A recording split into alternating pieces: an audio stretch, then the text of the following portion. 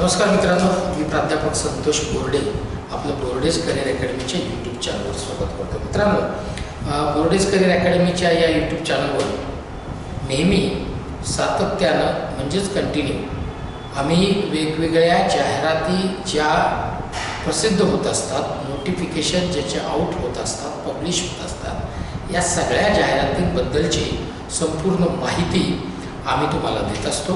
सोबत वेगवेगळ्या परीक्षाच्या तयारीसाठीचे ज्या नवीन बॅचेस आहेत त्याच्याबद्दल माहिती या सगळ्या यूट्यूब चॅनलवर आम्ही आपल्याला देत असतो. तर आज मित्रांनो, असाच एक नवीन व्हिडिओ घेऊन मी आपल्यासमोर आलो आहे आणि तो व्हिडिओ आहे कामगार आयुक्तालयामध्ये ज्या वेगवेगळ्या पदांची भरती होणार आहे त्याच्यामध्ये निरीक्षक, लेखापाल आणि स्टेनोग्राफर या पदांच्या भरतीसाठीची सरळ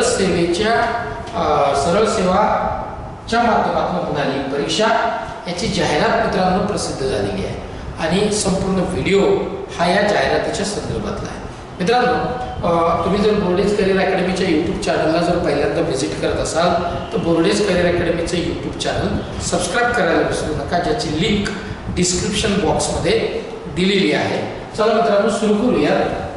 निरीक्षक, लेखापाल आणि स्टेनोग्राफरच्या या जागा आहेत. सरळ सेवा भरती परीक्षांची तयारी करणारे विद्यार्थी आणि वेगवेगळ्या स्पर्धा परीक्षेची तयारी करणारे विद्यार्थी यांच्यासाठी हा सुवर्ण काळ आहे आणि ही झालेली जाहिरात म्हणजे सुवर्ण संधी आहे. त्याच्याबद्दलची संपूर्ण माहिती मी तुम्हाला मित्रांनो देणार आहे. बघूया. बघा मित्रांनो, ही जाहिरात प्रसिद्ध झालेली आहे आणि ही जी जाहिरात आहे ही सरळ सेवा पद्धतीने गट क मधील रिक्त पदासाठीची जी जाहिरात आहे, भरती जाहिरात, अशी ही जाहिरात मित्रांनो आहे. आणि याच्यामध्ये आता वेगवेगळ्या जे पद आहेत ते पद मी तुम्हाला सांगतो म्हणजे तुमच्या लक्षात येईल की कुठल्या पदासाठी किती जागा आहे. तर मित्रांनो, इकडे जर तुम्ही बघू शकत असाल तर निरीक्षकचे जे पद आहे या निरीक्षक पदासाठीची जी म्हणजे हे जे पद आहे त्याच्यासाठी 62 जागा म्हणजे 62 जागा आहेत आणि लेखापालच्या ज्या आहेत तर 12 जागा, त्यानंतर लघुटंक लेखक म्हणजे स्टेनोग्राफरच्या या 4 जागा आहेत. वेतन श्रेणी मित्रांनो इथं दिलेली आहे जी नेहमीप्रमाणेच वेतन श्रेणी आहे. तुम्ही हे PDF बोर्डेज करिअर अकॅडमीच्या डिस्क्रिप्शन बॉक्समध्ये टेलिग्राम चॅनलची लिंक दिलेली आहे मित्रांनो. तिथे ही PDF तुम्हाला भेटून जाईल आणि आवर्जून ज्या गोष्टी मी नेहमी सांगत असतो ते की हा व्हिडिओ शेवटपर्यंत बघा, ऐका आणि काय डाऊट्स असतील तर कमेंट बॉक्समध्ये कमेंट करायला मित्रांनो विसरू नका. आता महत्त्वाच्या डेट्स आपण बघू की ऑनलाईन रजिस्ट्रेशन मित्रांनो याचं सुरू झालेलं आहे. ऑनलाईन रजिस्ट्रेशन 13 मे पासून सुरू झालेलं आहे आणि 11 जून ही त्याची लास्ट डेट आहे. ठीक आहे. ऑनलाईन परीक्षा शुल्क भरण्याचा दिनांक 12 जून इतका आहे. हे तुम्ही महत्त्वाच्या तारखा लक्षात ठेवायचं आहे. आता उमेदवारास प्रसिद्ध केलेल्या जाहिरातीमधील एकापेक्षा अधिक पदांसाठी जर का अर्ज करावायचा असल्यास अशा प्रत्येक पदासाठी स्वतंत्र अर्ज सादर करावा लागेल. त्याच्यासाठी स्वतंत्र परीक्षा शुल्क म्हणजे फी जी आहे परीक्षेची ती तुम्हाला बंधनकारक आहे, ती भरावीच लागणार आहे. ठीक आहे. आणि जर तुम्हाला काही डाऊट्स आहेत तर मी आधी सांगितल्याप्रमाणे बोर्डेज करिअर अकॅडमीच्या टेलिग्राम चॅनलवर हे PDF आहे. सोबत कॉन्टॅक्ट नंबर दिलेले आहेत. आपण कधीही कॉन्टॅक्ट करून हे विचारू शकता बोर्डेज करिअर अकॅडमीला पण. आणि मित्रांनो, तुम्हाला अजून माहिती पाहिजे तर ही त्याची वेबसाईट आहे. इथे जाऊन तुम्ही mahakaamgar.maharashtra.gov.in या ऑफिशियल वेबसाईटला भेट द्या. तिथे तुम्हाला संपूर्ण जाहिरात तिथे सुद्धा बघायला मिळणार आहे. आता पदसंख्या आणि आरक्षण संदर्भातल्या ज्या तरतुदी आहेत त्याच्याबद्दलची संपूर्ण माहिती मित्रांनो याच्यामध्ये दिलेली आहे. मी आता सांगितल्याप्रमाणे तुम्ही ते नीट सगळं नोटिफिकेशन वाचून घ्या, कारण भरपूर मोठं नोटिफिकेशन आहे. 39 पानाचं आहे. आता त्यातले महत्त्वाचे पॉईंट्स कव्हर करण्याचा प्रयत्न आपण करणार आहोत. किंबहुना ते सगळे आपण कव्हर इकडे करणार आहोत. ठीक आहे. तर याच्यात वेगवेगळे जे आरक्षण आहेत, रिझर्वेशन आहेत, त्याच्याबद्दलची संपूर्ण माहिती मित्रांनो दिलेली आहे. ठीक आहे. आता हे परिशिष्ट 2 मध्ये शासन आदेश जे आहे वेगवेगळ्या पदासाठीचा तो इकडे मेन्शन केलेला आहे. आता आपण महत्त्वाची जी आपल्यासाठी जे महत्त्वाचं आहे ते आहे की याला वयोमर्यादा किती आहे वेगवेगळ्या पदांसाठीचं. ठीक आहे, तर किमान वयोमर्यादा सगळ्या पदांसाठी म्हणजे निरीक्षक, लेखापाल आणि जे बाकीचं दुसरं जे पद आहे म्हणजे आता आपण बघितल्याप्रमाणे या निरीक्षक, लेखापाल आणि स्टेनोग्राफर लघुटंकलेखक याच्यासाठीचं किमान वयोमर्यादा सगळ्यांसाठी ही 19 वर्ष आहे. मॅक्झिमम अमागास म्हणजे अनरिझर्व कॅटेगरीसाठी 38 आहे सगळ्या पदांसाठी. मागासवर्गीय, अनाथ आणि बाकीचे जे नेहमीप्रमाणे जे रिझर्वेशन आहे ते सगळं SC ST कॅन्डिडेटसाठी 43 आहे म्हणजे 43 आहे. त्याच्यानंतर प्रावीण्यप्राप्त खेळाडू, त्याच्यामध्ये माजी सैनिक आहे ना, या सगळ्यांचं आरक्षणाचं जे आहे हा चार्ट तिथे दिलेला आहे. आपण तो व्यवस्थित वाचून घ्यावा. ठीक आहे, आता याच्यामध्ये विहित वयोमर्यादा कोणत्याही बाबतीत शिथिल केली जाणार नाही हेही इथे लक्षात घ्यायचं आहे. शैक्षणिक पात्रता काय आहे, कुठल्या कुठल्या पदासाठी जे आहे ती कुठली पात्रता असणार आहे. तर निरीक्षक जे पद आहे मित्रांनो, जे गट क संवर्गातील या पदासाठी मान्यता प्राप्त विद्यापीठाची पदवी असणं आवश्यक आहे. ठीक आहे, सोबत तुम्हाला लेखापाल गट क संवर्ग करिता शैक्षणिक अर्हता खालील प्रमाणे राहील. मी आता सांगितल्याप्रमाणे इकडे निरीक्षक जे पद आहे याच्यासाठी कुठलीही डिग्री आहे ना, म्हणजे कुठल्याही पदवी तुमच्याकडे जर का असेल, आर्ट्स, कॉमर्स, सायन्स जे कोणत्या पदवी तुम्ही असाल याला तुम्ही अप्लाय मित्रांनो करू शकता.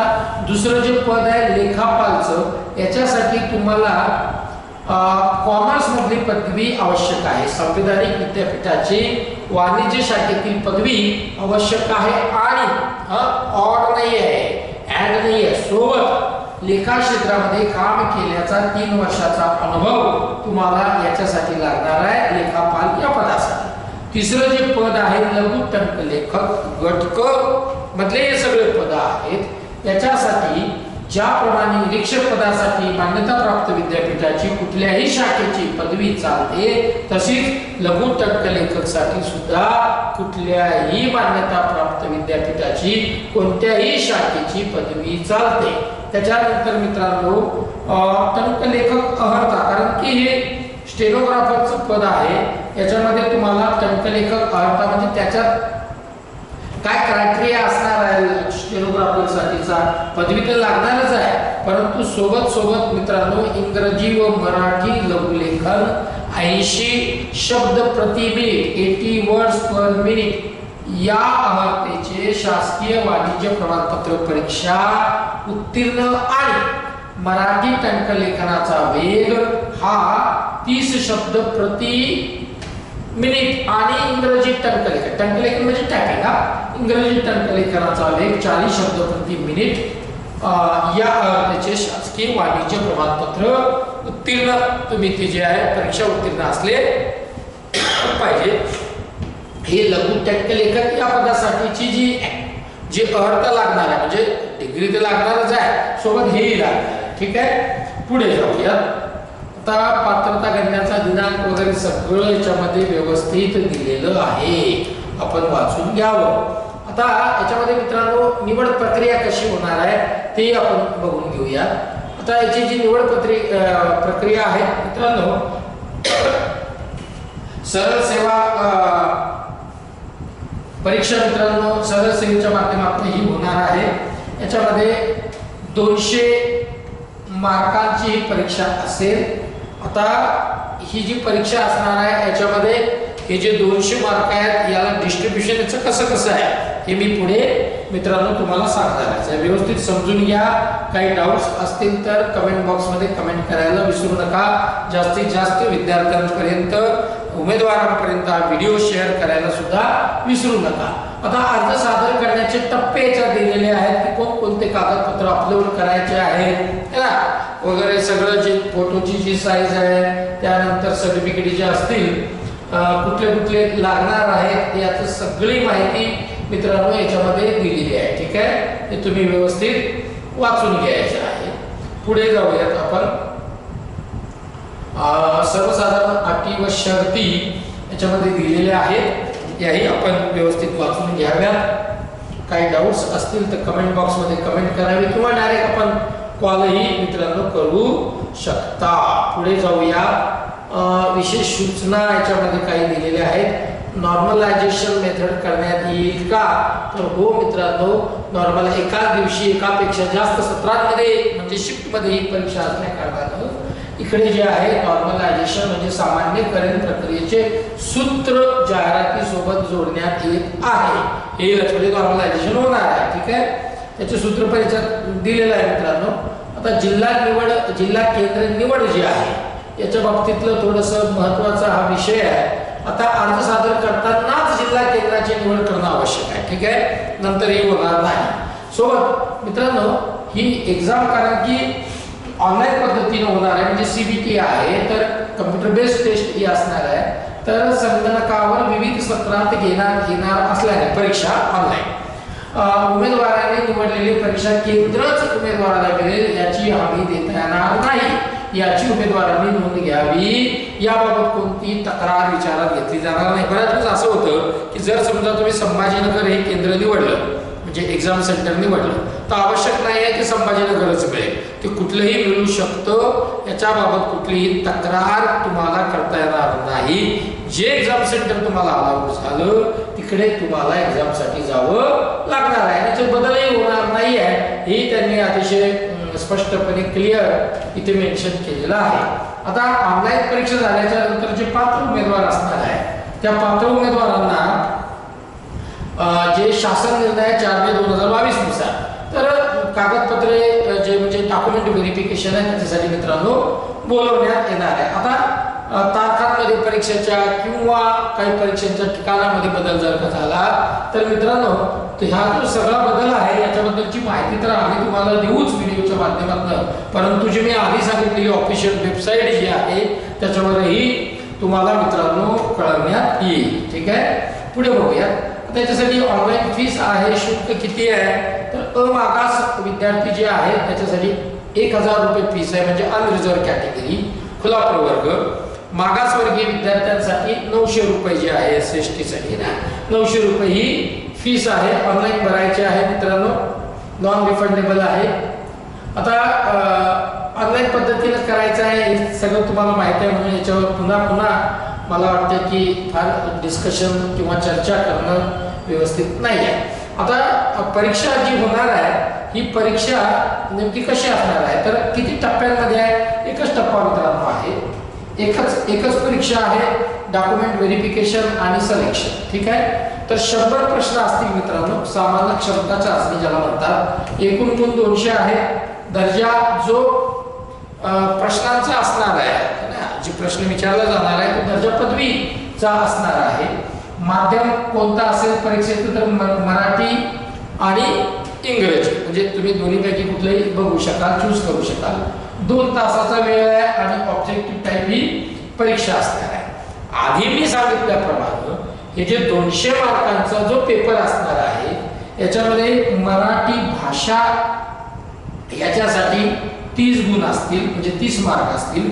इंग्रजी भाषा 30 मार्क, बुद्धिमापन चाचणी 30 मार्क, सामान्य ज्ञान त्याच्यामध्ये भारतीय अर्थव्यवस्था, चालू घडामोडी, राज्यशास्त्र, सामान्य विज्ञान, अंकगणित, इतिहास, भूगोल याच्यासाठीचे 30 मार्क आहेत.